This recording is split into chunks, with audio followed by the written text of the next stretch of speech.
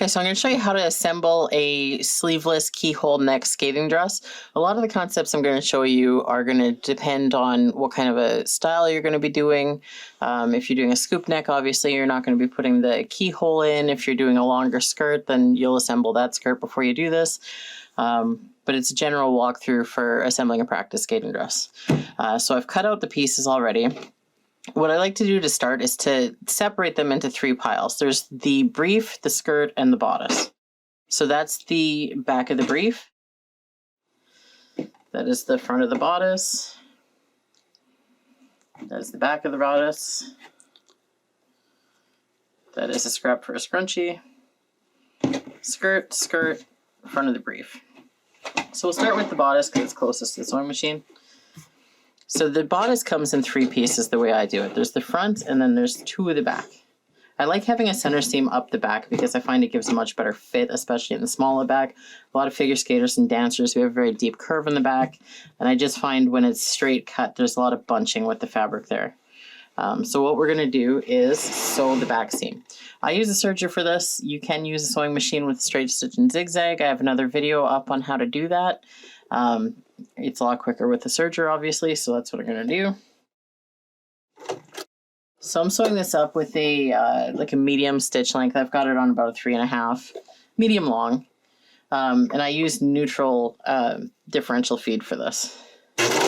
So I sew the first bit, line everything up.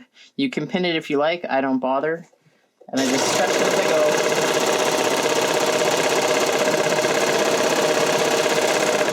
A lot of people tell you not to stretch as you sew. I find that stretching gives you a much more durable product in the end. There's complaints about waving, but as you see, there's no wave to this, and it just, like, that'll stretch further than any other seam will. I should have said that was right sides facing together to do that. Now you take your bodice front, right side facing up, put your back facing down, and we're going to start at the bottom of one of the side seams.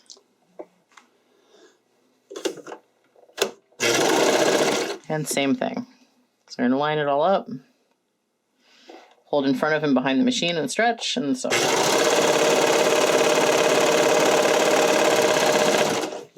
Now I like to do this all in one piece, so I'll do the sleeve neck, the shoulder, sorry.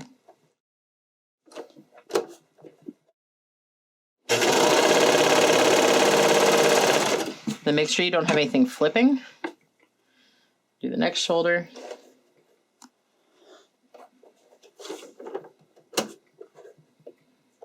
Oh, apparently I cut that.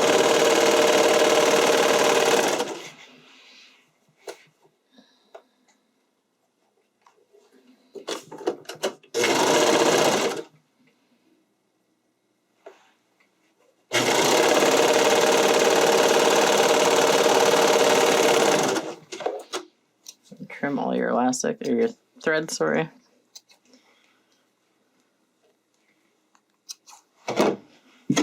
And there you've got the bodice.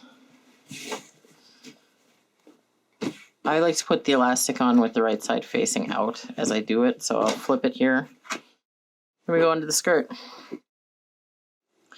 So with the skirt, you're going to put the right sides together again.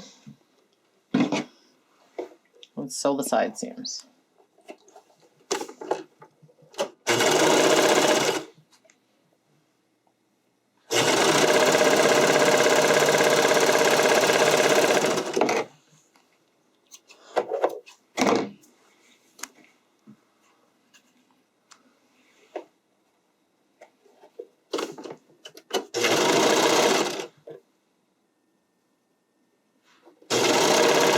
Now, as a note, I don't stretch the side seams of the skirt as much because they're not structural, so they don't need a whole ton of stretch. They do get some degree of stretch anyways.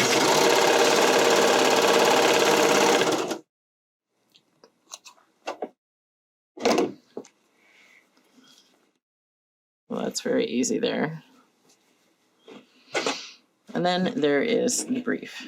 So you take the back pieces, put the right sides together. Structural seam, so stretch it.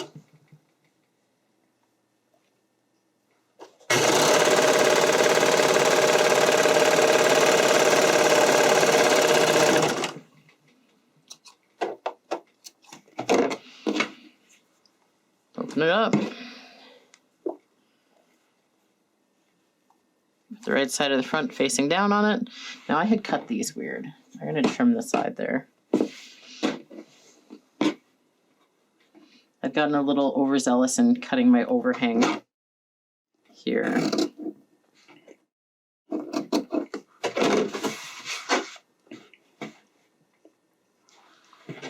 So face down. Structural seam again, so give it a bit of stretch. And you're going to line it up. You don't want to line so that the peak is at the point here. It's going to be a little bit beyond. You want the point where they meet to be where the seam actually is going to be. So that's your seam allowance. So there is a little bit of overhang there.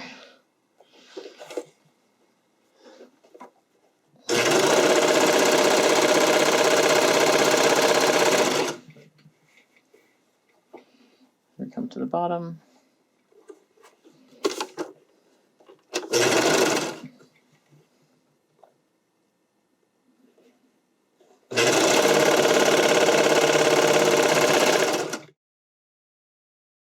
I'm going to line up the next side, same thing. You have the front part overhanging by a little bit.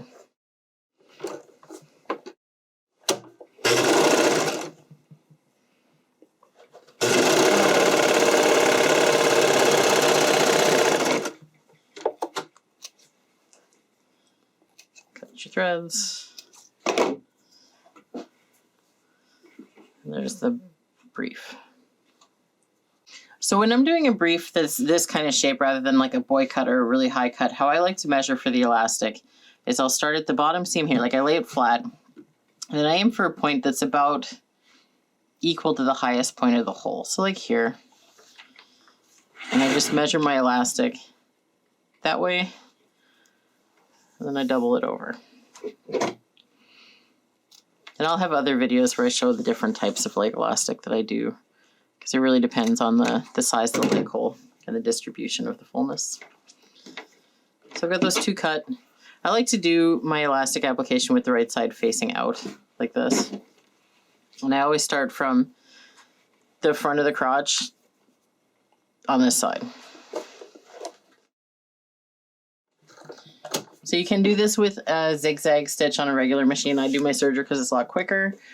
Set it up for your longest stitch length, and the width doesn't really matter, honestly.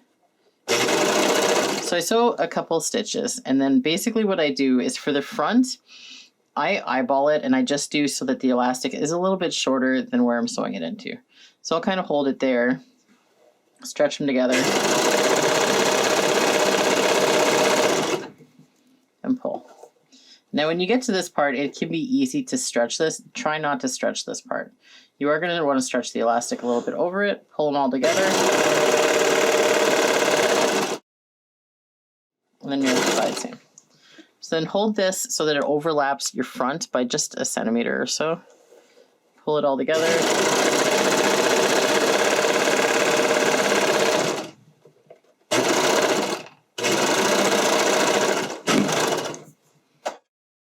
That's how I sew the first leg elastic in.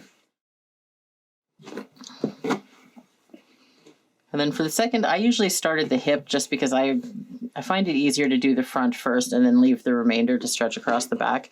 The back you want a bit more gather because it's what cups under the butt and holds it so it doesn't ride up. And I actually cut this elastic a little bit longer than I normally do, so it's not quite as tight. That's what happens when you eyeball. So here again, just like a little bit shorter than the spot is going into.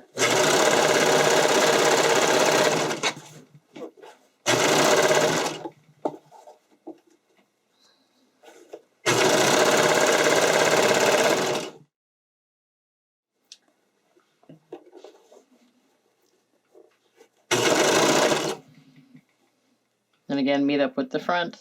The starting point overlap by a centimeter or so. Put them all together.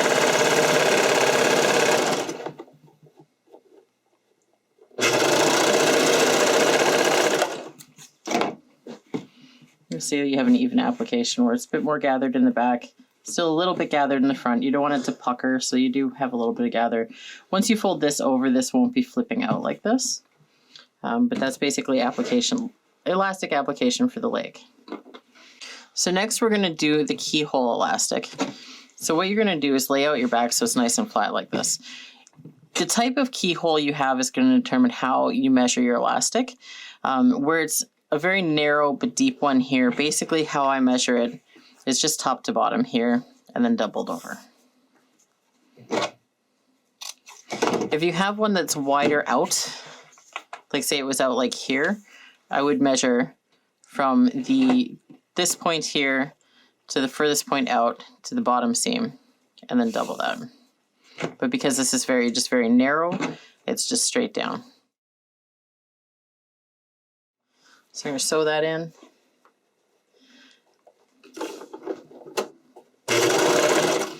Now what I do after I get the first couple stitches in is I fold this over to find the halfway point. You can find the halfway point before you sew if you want. I just hold it down to the center back seam and give it a stretch.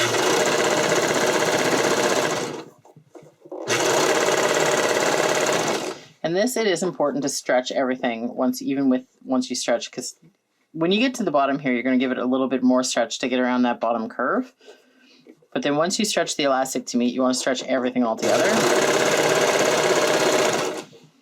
And then once again, meet this up with the front, stretch it to meet the fabric, and then stretch everything all together.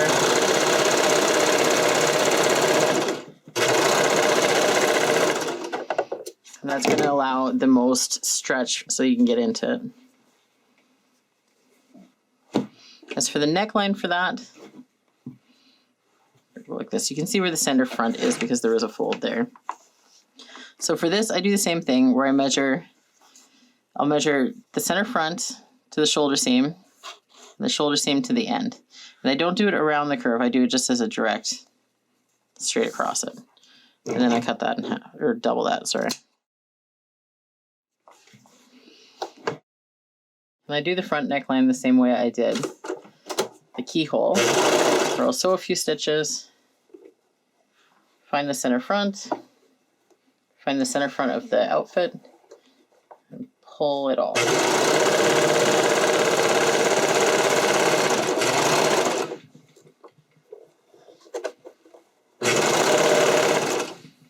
Once you get to the center front, hold it to the end. Stretch everything.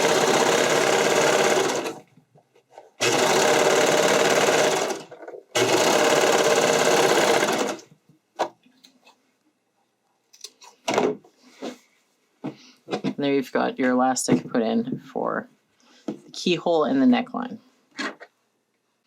So when it comes to measuring the elastic for the armholes, I do the same sort of measurement that I do elsewhere, where I'll measure from the top of the side seam to the outside of the shoulder seam. Usually this has a deeper cut here, this style doesn't, but regardless of how deep that is, I just go end to end, fold over. Ooh, I'm clumsy today. I'm always clumsy. Who am I kidding? Cut that. Use that to cut another one.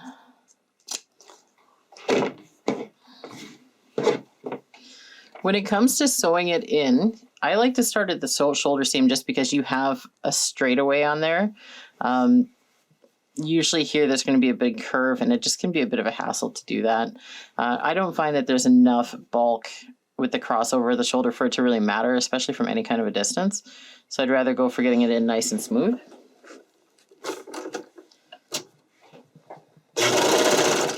So I get the first few stitches in, fold it over, find the halfway point, hold the halfway point to the seam, and stretch it off. Now as I get close to the curve here, I stretch it a little bit more, and that technically makes your other side a little bit longer, but you're going to overlap with the front. Then as you get to the side seam, match it up to the top part here, overlap by the centimeter or so.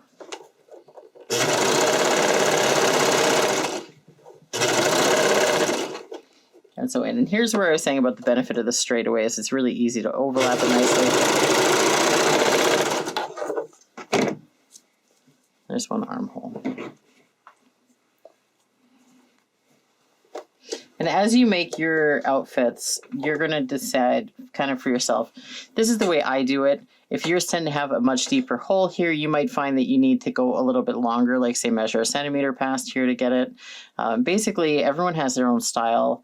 And when you start doing it by feel, you've got a lot of room for customizing it how you want. So just know that this is a general guideline. This is how I do it. It's going to depend on your style and like what size of outfits you're making. If you're making for very tiny kids, it's going to be a different proportion than if you're making for adults.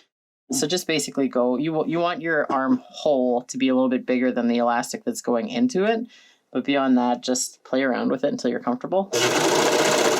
Again, a few stitches, fold it in half, side seam.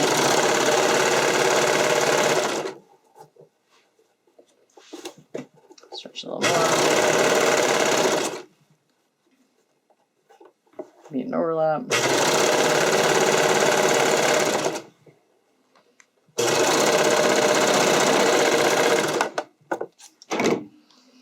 So there we have the elastic put into our bodice. So now that we've got all the elastic into the bodice, we're going to need to flip the elastic and stitch it down. I do the widest zigzag. You can vary a little bit. I do tend to recommend the wide zigzag for a few reasons. It is more durable in terms of how far it'll stretch. But also I find when you have a very narrow zigzag, it tends to basically just sew right on the edge here, and you can have kind of a flipping. I find a wide zigzag keeps everything nice and flat. So I will always start on the raw edge of the keyhole when I'm doing an elastic in a keyhole neck, and I sew the whole thing in one kind of loop. So as I'm going, I do it with the right side facing up because I find that easier to get a nice smooth edge here. You can do it the other way if you have the wrong side facing up and fold it down like this. I find it's easier to get little bumps when I'm doing that, so I don't. Everyone works differently, so whatever works best for you. So basically, as you sew, you're going to want to pull the fabric out and over the elastic here. So you want a nice sharp edge on this edge here.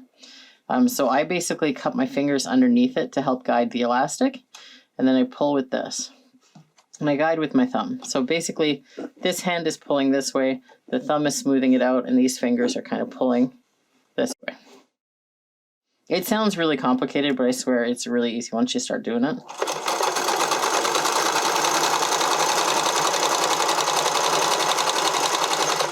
So what you're doing is stitching right over the edge of the elastic here, and you'll feel it and you can see it.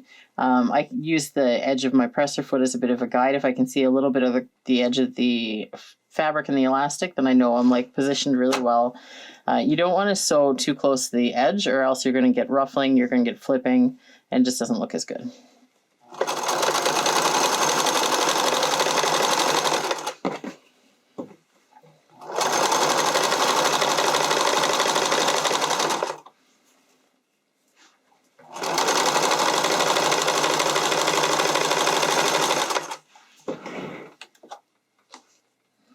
Then as I come to the end, I just make sure that it's held flush with everything here.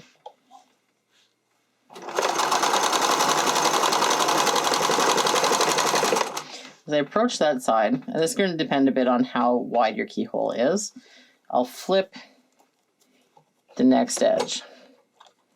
I didn't do it early enough there. And just hold everything straight together. So to the end, pivot. Yep, get that going. Just till there's enough through. And same thing.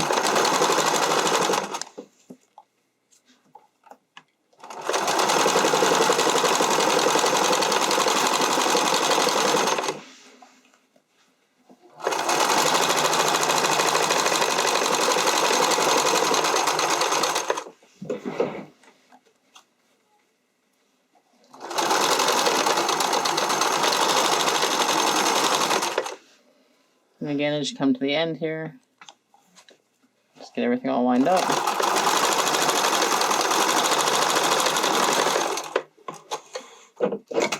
all your threads. There you've got the neck and the keyhole all sewn together. So when it comes to flipping the elastic on the armholes, when I put the elastic in, I like to start at the shoulder just for that straightaway. When it comes to flipping it, I tend to start at the armpit just because the overlap of where the zigzag is more hidden where it's under the arm there. So I go in, flip it. With all elastic application, I do the same thing where this hand is pulling the fabric out, this hand is pulling it this way, and you're just basically trying to keep it very tight around this edge of the elastic. You're aiming to stitch on the inner edge of the elastic, not too close to the edge here.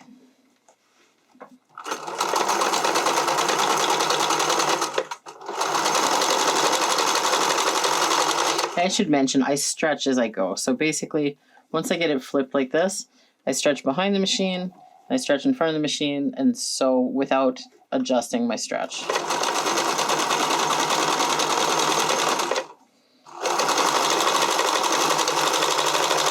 Anytime you have to reposition, stop sewing first.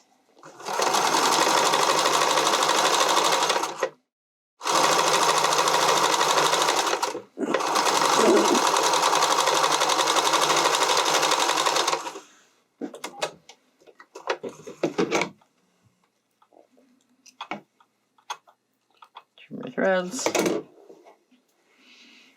Here's an armhole. Now the other way you can do this, like I said in another video, or it might have been earlier this one, I don't know anymore, is you can do it so that the right side's facing down and you're flipping up instead of flipping it under. So I'll show you how to do that. Like I said, this isn't the way I prefer to do it, but you can go either way. So when you do this, it's the same concept where you have to pull the fabric tight around the fabric or around the elastic and make sure you don't have any extra bunching here. You're flying blind with this because you can't actually see what's happening there, so you have to go on how you're feeling it with your fingers. So once you pull it tight, just stretch everything and go.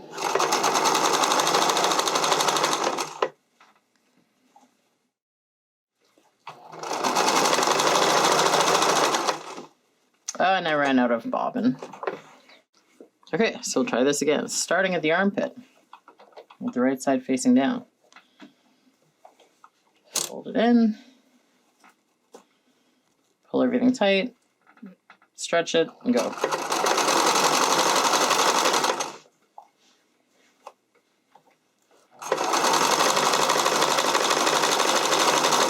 And as you can see, I'm aiming so that the left side of the zigzag is hitting just on the outside edge of the elastic.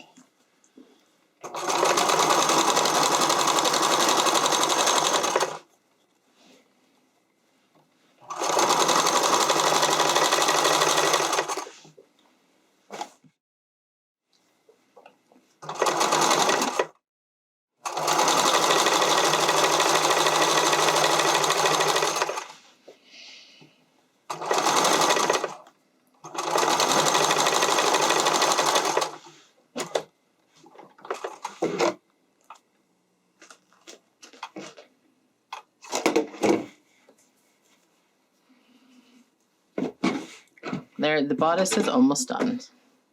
So we got to sew the top stitch, the elastic down on the brief. Like I've mentioned, I like doing it so that the right side's facing up. Just flip it over, put it in your machine, curl your fingers over so you can pull the fabric tight around the elastic. And so, like always with my elastic application, I've got it on my widest zigzag, and I've got it on a medium-ish length.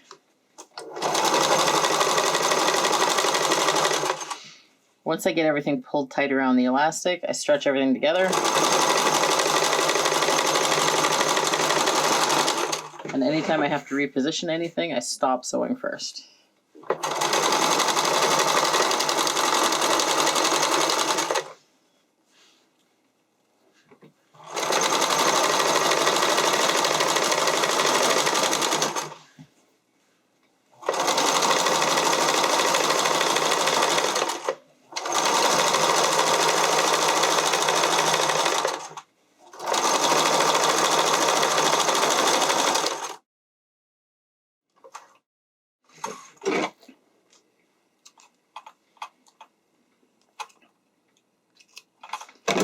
Just trim your threads, and then you can see the difference in how the top stitching works to just even this out. You don't have the flipping around, and it looks nice and finished.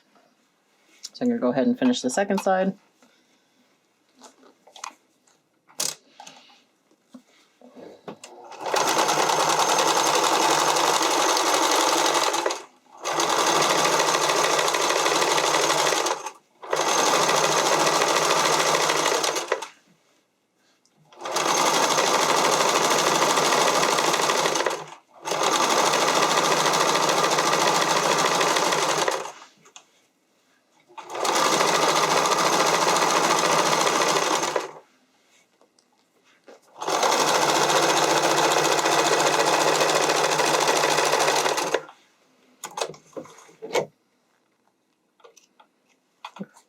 The fuzz.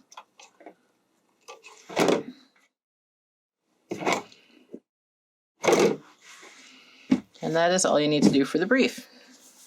Okay, so now we've got the 3 pieces completely ready to go. The bodice has the elastic set in, it's been flipped and stitched, and it's got the closure in it. The bottoms are all done. Skirt side seams are done. I'm not going to bother putting a hem on this one today, but if I were, sometimes I'd put the hem in first, sometimes I'll wait till the suit's done. It doesn't really matter, that's personal preference. So before we assemble the pieces together, we're going to need to find the center front on most of them, and the center back on the skirt. So what you're going to do, the center back seam of the brief and the bodice work itself, you don't really need to pin it. Fold it and find exactly where the center front is. Mark that with a pin. Same thing on the briefs.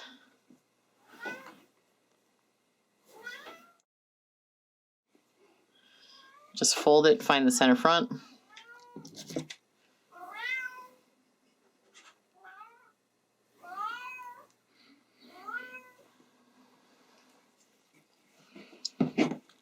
You can see where it is there. And then with the skirt, you're going to want to find the center front and the center back. And this is of the actual, the waistline, not the hem.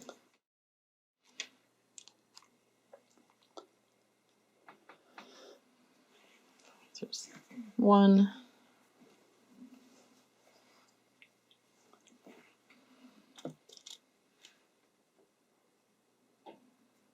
There's 2. Okay. So you're going to, at all times, you're going to want to make sure that you know where your front piece is and where the back part is, because you don't want to sew the skirt on backwards. You don't want to sew the brief on backwards to the bodice. That's just a pain to undo later. So get it right the first time. So with the brief part with the front facing up, find the front of your skirt, so the shorter one.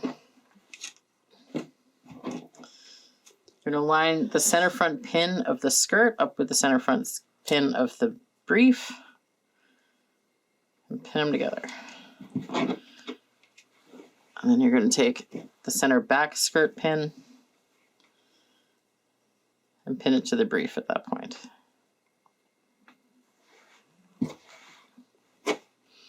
And then I like to work so that the front part is always facing up. It just keeps things consistent and I don't end up sewing things on backwards. Now what you're going to do is take the front of your bodice and lay it upside down or face down on the front skirt. And find where you pinned the skirt to the brief, line the center front of the bodice up, and pin through all 3 layers. Then working out from there, you're going to pin the side seam of the skirt to the brief, line the side seam of the bodice up over that,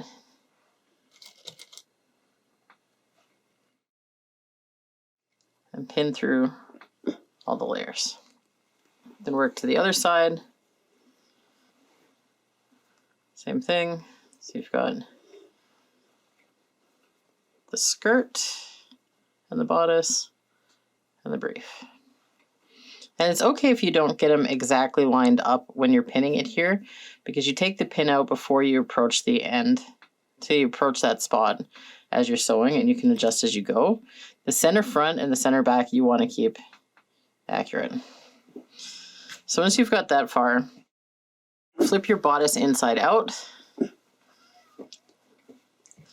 Actually, for something like this, I like to undo the strap just so that there's room to work. And then you're going to carefully pull the whole skirt and bodice inward in the bodice. And then find where your center back of the brief is and pin the center back of the bodice down onto it.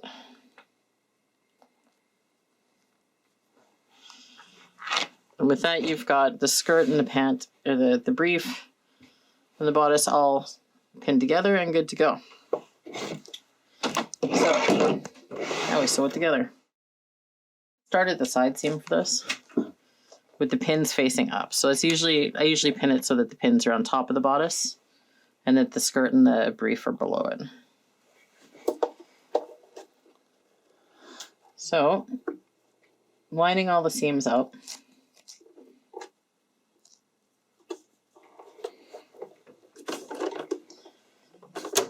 Remember, this is a structural seam. I go back to using a 3.5 stitch length, which is like a medium long one. Neutral differential feed. You can do whatever width you want.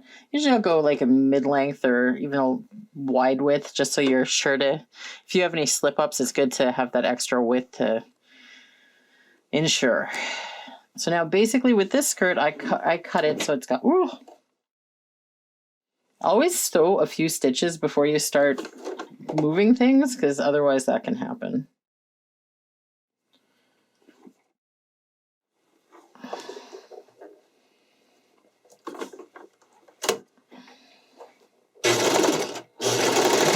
Okay, so now that it's anchored together, I can talk about the skirt.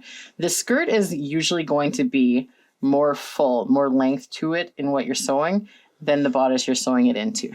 The body of a suit, the bodice and the brief are going to be smaller than the body measurement. You don't want the skirt to be smaller than the body measurement because then it's going to fit weird as it's being worn. So you're usually going to have some kind of fullness to deal with here. So what I do is where I'm holding where the pin is, and I just stretch everything to match. I'll usually aim to go part way. You can put your hand through the bodice at the top, pull things straight there. You want to make sure that your fabric edges here are lined up so you're sewing through all 3 layers without any bunching. And then just stretch, ease, and sew.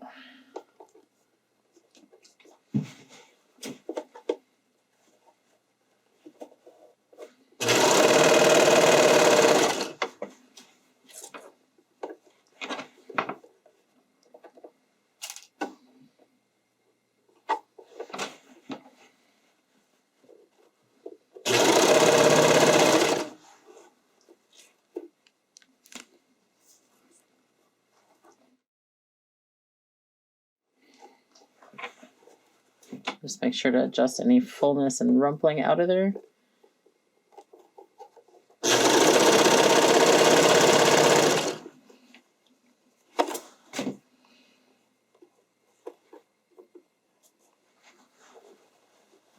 I find the skirt, the fullness tends to want to shift in your way, so you usually have to pull it outward.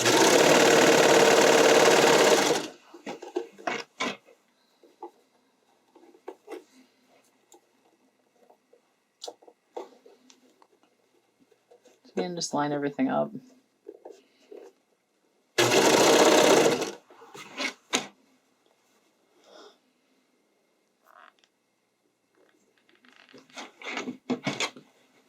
So if you can see all the fullness that bunches up there, so just pull it down. So we're coming on the center front of the dress.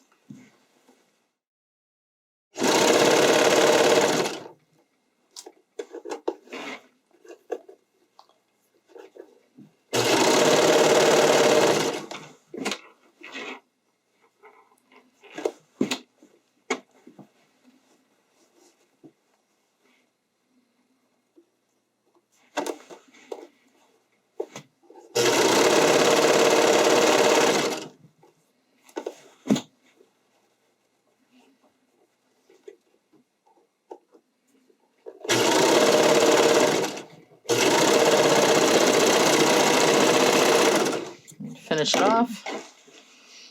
And I think I forgot to mention, but I stretch it as I go. Like I stretch everything and then to match and then stretch it a bit further as I sew. But anyways, we now have a finished practice dress. And to make sure, yes, it's sewn on right.